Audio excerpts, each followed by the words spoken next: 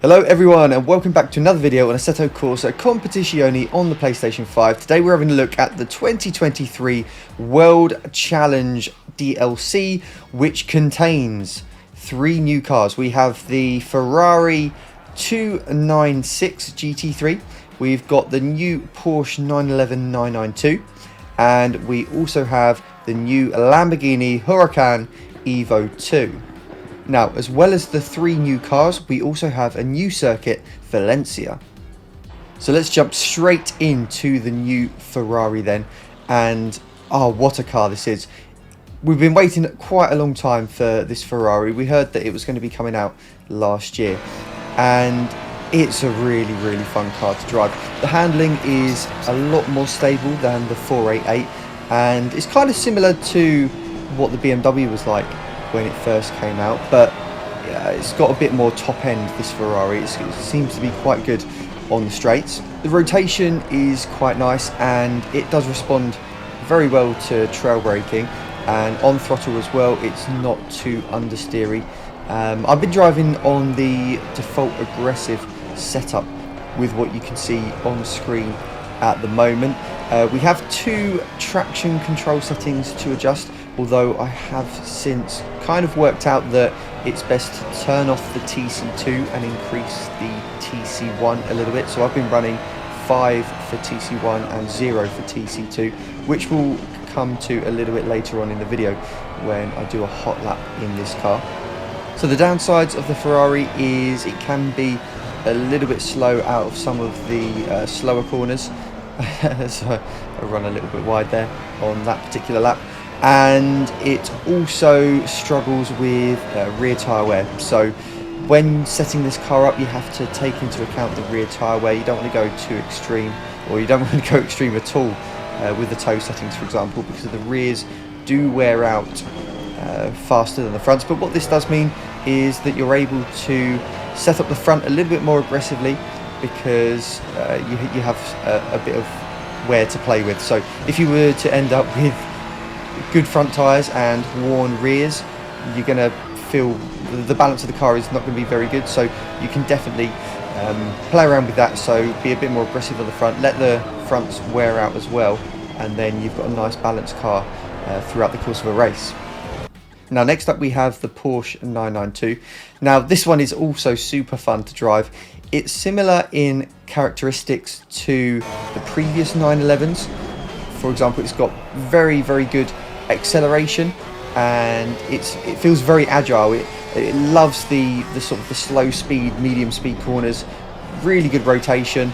It can be slightly understeery on throttle, at least with the default aggressive setup. So that's something to bear in mind, and something you might have to try to iron out when looking at the setup. But it's super fun to drive. Like I said, very, very good acceleration. It will struggle a little bit with the top end though. So for example, tracks like Paul Ricard and Monza, it might not be as competitive, but at least with the slower speed tracks, it's going to be very, very good. It's also very good over the curbs as well. If you spent much time in any of the previous 911s, this one is, again, it's more stable, so it's easier to drive, and you have to push it a little bit more to get the most out of it. You can also steer it quite nicely with your left foot with the trail braking as well. So again, really fun car to drive. I think it's going to be super competitive on the lower speed, medium speed tracks. Finally, we have the new Lamborghini Huracan Evo2. Now, I had very high hopes for this car because the previous Lamborghini on the game was not massively competitive, really, compared to a lot of the other cars on offer.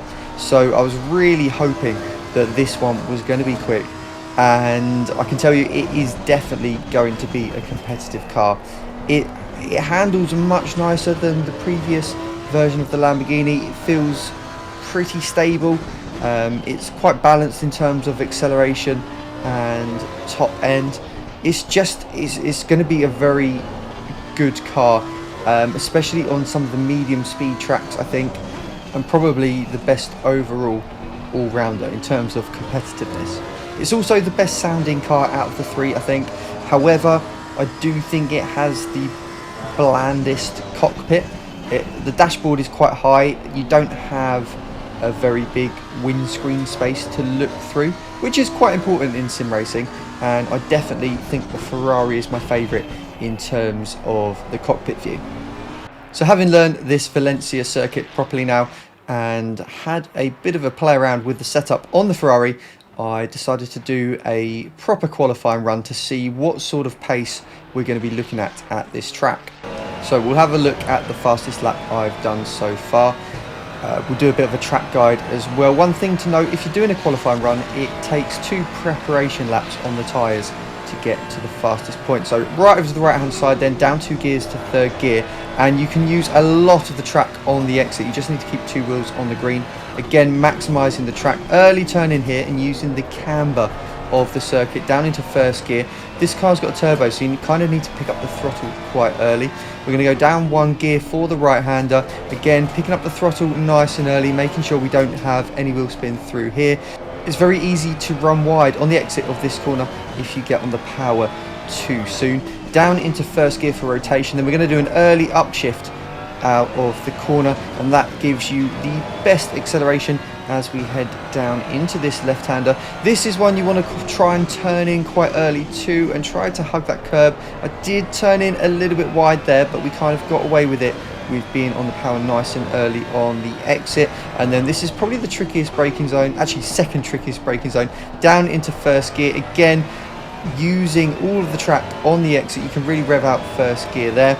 And then we're going to go across the curb, try to avoid the green sausage, but take as much as possible. You can run quite wide on the exit as well. This is the trickiest braking zone of the track. Braking just after the final marker board on the left hand side, down into 2nd gear, get a good rotation in the car, and again pick up the power nice and early, so we head towards the start finish line there, and the lap time's going to be at 1:30.8. so that's the fastest I've managed so far. These were in optimal, or this lap was done in optimal conditions. You can probably go a little bit faster in hot lap mode rather than a practice session. So I actually really like this track. It's got a really nice flow to it.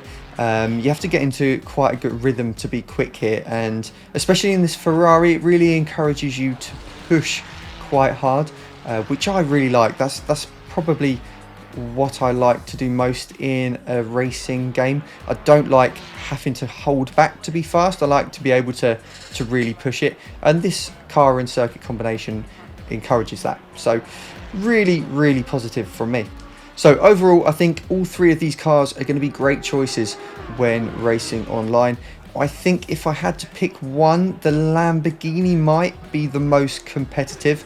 I think the Ferrari is probably my favourite to drive, just because it suits my driving style, and I think it's going to be good at a number of circuits.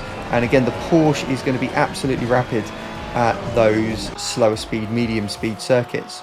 Also, if you haven't played the game since the 1.9 update, the major grip loss bugs have now been fixed, which is excellent to hear. So the game's in a great place right now. If you haven't been on since any of the updates, now is the time to get on and give it a go. Would I recommend getting the DLC? Absolutely. I think with this one, you're given 3 very competitive cars, and they're all great fun to drive.